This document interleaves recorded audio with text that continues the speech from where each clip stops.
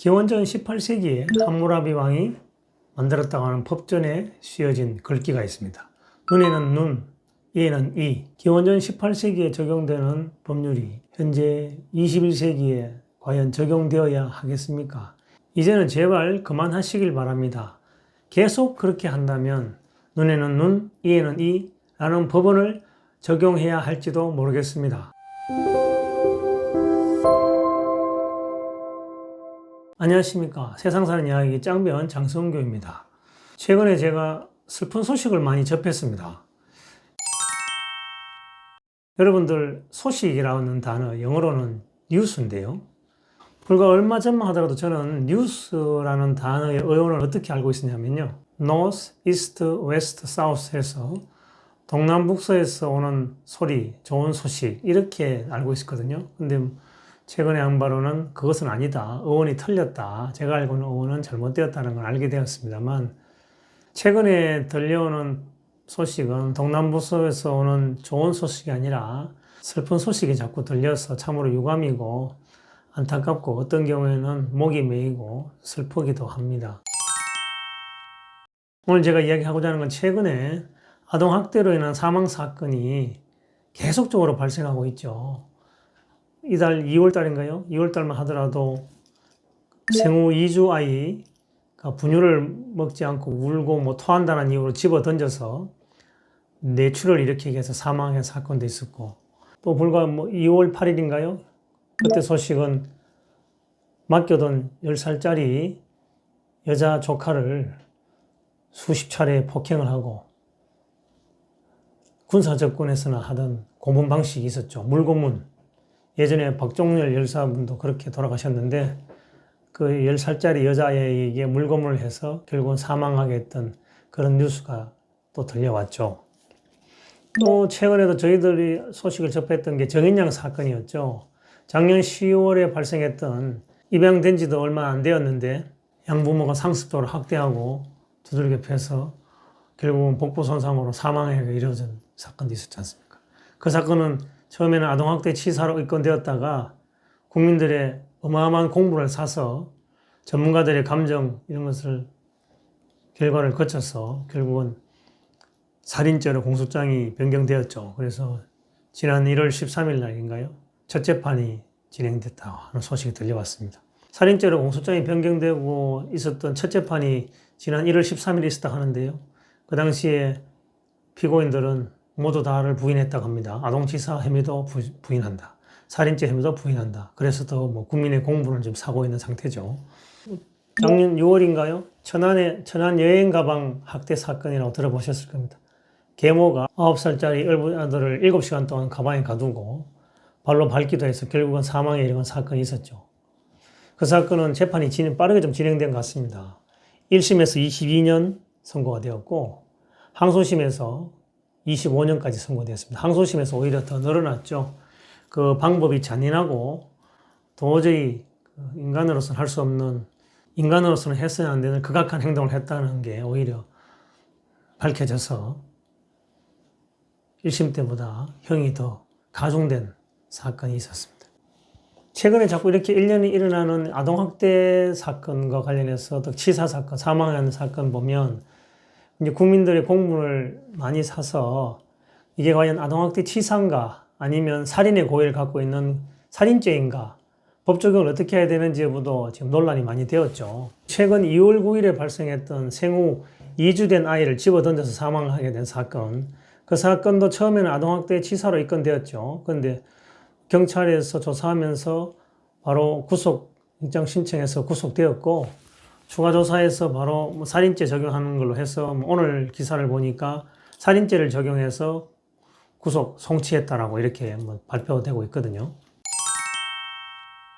제대로 자기의 의사를 표현할 수 없는 나이 어린 어린이, 아동, 특히 태어난 지 얼마 안 되는 유아, 이런 아동에 대한 학대는 근본적으로 아동학대 치사 혐의보다는 살인죄 적용이 가능한지를 우선적으로 검토해야 될 것 같아요. 왜냐하면 어른이 때리는 외력, 어른이 행사하는 주먹이라든지 집어 던진다든지 이런 것은 보면 어른 대 어른끼리라면 모르겠습니다만 아동에 대한 그런 외부적인 행사, 또 집어 던짐, 발로 밟는 행위, 그런 행위들은 아동이 죽을 수 있다는 것을 가해자가 충분히 인식할 수 있다고 보입니다. 그래서 수사기관도 조금만 더 적극적으로 수사를 하면 살인에 대한 미필적 고의 인정하기에는 그렇게 어렵지 않을 거로 보여요. 뭐 제가 앞부분에서 소개해드렸던 그런 사례들에도 처음에는 다들 아동학대 치사 또는 아동학대, 특수아동학대 상해 이런 식으로 지금 조사가 되고 입건이 되었다가 수사 과정에서 이렇게 살인죄로 적용 법률이 바뀌어서 이제 기소되기도 하고 재판이 회부되기도 했죠.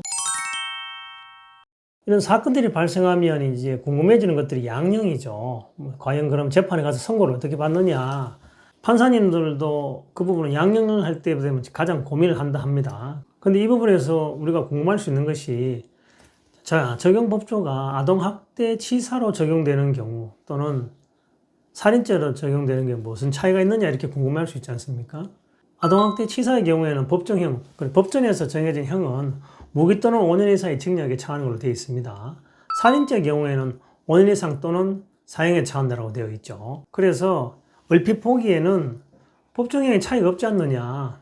한쪽은 아동학대 치사 쪽은 무기 또는 5년 이상, 살인죄의 경우에는 사형 또는 5년 이상의 징역에 처한다 이렇게 되어 있으니까 얼핏 보기에는 별 차이가 없어 보입니다. 그런데 법전에 그렇게 기재되어 있다 하더라도 실제로 재판 과정에서 형을 정하는 그 양형 단계라는데 양형 단계는 달라지죠. 그래서 양형 기준도 외부에 공포되어 있는데 일반적으로 아동학대 치사 사건은 양형 기준상은 보통 4년에서 7년 사이입니다.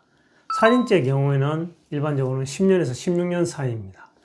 법정형은 일견 보기에 차이가 없어 보입니다만 양형 기준상으로 보면 차이가 있죠. 그래서 적용되는 죄명이 아동학대 치사냐 아니면 살인죄냐에 따라서 실제로 법정에서 선고를 받는 형은 달라질 수 있습니다. 그래서 지금 계속 국민들이 아동학대 사건으로 인해서 사망하게 되면 살인죄로 기소해야 되지 않느냐라고 계속 관심을 가지고 있는 것이죠. 그리고 이 아동학대 문제는 어제 오늘의 이야기는 아니었죠. 저희들은 TV 채널만 틀면 사실은 최근뿐만 아니라 계속적으로 아동학대 관련 뉴스들은 너무나 많이 접했습니다.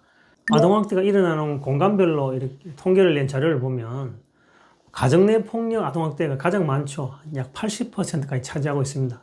나머지는 아동보호시설이라든지 기타 보육기관, 어린이집이라든지 유치원 이렇게 발생하고 있죠. 가정 내에서 그렇게 아동학대가 빈번히 일어나는 이유가 뭘까라고 생각을 해보면 아직도 우리는 그 구시대의 아동관을 갖고 있는 것 같아요. 예전에는 아동, 특히 유아, 자신이 낳은 아이는 그 소유권, 나의 소유다라는 인식이 있었죠. 아동에 대해서 하나의 인격체, 나와 똑같은 인간으로서의 존엄성을 가진, 인권을 가진 인격체로 보는 것이 아니라 내가 태어나게 했으니까 나의 소유물이라는 소유물 인식이 아주 강했죠. 그러다 보니까 훈육을 빙자해서 체벌하는 것도 일정 부분 사회적으로 용인되어 왔었고, 그런 문화가 오랫동안 자리를 잡다 보니 아동학대 부분, 가정 내 아동학대에 대해서 관심을 가지지 못했던 부분이 있죠. 그렇지만 최근에는 이제 자식에 대한 훈육 목적으로도 체벌하는 것을 이제는 금지해야 된다는 그런 국민적 공감대가 형성되어서 민법전에도 징계권 조항이 사라져 버렸죠. 단순히 나이가 어리고 힘이 약하고 또 자신의 의사를 제대로 적극적으로 표현하지 못한다는 이유 하나만으로 어른이 아동에게 폭력을 행사하는 것은 어떠한 이유로도 정당화될 수 없습니다. 이제는 폭행도 정당화될 수 없는데 하물며 사람의 생명을 앗아가는 행동을 어떻게 용납할 수 있겠습니까? 최근에 이런 일련의 소식들을 들어보면 저도 피가 거꾸로 솟아요. 그리고 그런 뉴스를 쳐다보면 하염없이 눈물도 납니다. 부모로부터 사랑받고 이쁘고 아름답게 건강하게 커야 할, 자라야 할 권리가 있는 친구들이 무자비한 학대에 시달리다가 얼마 생을 살지도 못하고 생을 마감하는 소식들을 보면 정말 눈시울이 뜨거워집니다. 저도 몇 년 전에는 아동학대 관련 사건들을 많이 취급해 보다 보니까 여러 상담하고 사건을 실제로 진행해 봤는데 그 과정에서 억울한 부분도 있지만 대부분의 아동학대 행위를 하는 사람들은 인식 자체가 잘못되어 있어요. 약자라는 것을 이용해서 자기가 좀 더 강하다는 이유로 약자를 괴롭힌다. 그걸로밖에 해석이 안 되는 행동들이 많았습니다. 또 실제로 어린이집 사건을 하면서도 보육교사분들의 그 학대 행위를 이렇게 보면 보육교사의 경우에는 일정 시간 자신들에게 맡겨진 그 아동에 대해서 보호하고 교양해야 될 그런 의무가 있음에도 불구하고 자신이 업무로 스트레스 받는다는 이유로 알게 모르게 아이들을 그렇게 학대하는 그런 행위들이 상당히 많았습니다. 요즘은 어린이집이나 유치원에 CCTV 설치가 의무화가 되어서 많이 외부로 밝혀지긴 합니다만 밝혀지지 않은 아동행위도 상당히 있는 것으로 보입니다. 그리고 어떤 경우에는 보육교사가 아동학대 혐의를 받으면 어린이집 원장이라든 유치원 원장도 아동학대 방임 내지는 방치했다는 이유로 조사를 받을 수 있거든요. 그래서 보육교사에 대한 변호는 아니 맞더라도 어린이집 원장이나 유치원의 원장에 대한 그 변호를 맡을 기회가 꽤 있었습니다만 보육교사들의 아동학대 행위를 보면 과연 이 원장들도 이거를 과연 몰랐을까? 이렇게 장기간 지속적으로 되었는데 전혀 몰랐을까? 그런 의구심이 드는 경우가 많아요. 그런 경우에는 원장님들에 대한 변호를 맡기가 상당히 껄끄러운, 그래서 상담만 진행하고 변호를 거절했던 사건들도 꽤 있습니다. 오늘은 지난해부터 계속적으로 아동학대 소식이 너무나 많이 접해지고 또 그로 인해서 이 세상을 떠나는 아동들이 너무 많아서 한번 이야기하고 싶어서 오늘 영상을 한번 촬영했습니다. 오늘도 마무리 멘트를 하고 마치겠습니다. 이제는 제발 그만 아동학대 하십시오. 그렇지 아니한다면 기원전 18세기에 통용되었던 눈에는 눈, 이에는 이라는 동해보복의 법률이 현대 21세기에 다시 적용돼야 할지도 모릅니다. 세상 사는 이야기 짱변 장성규였습니다.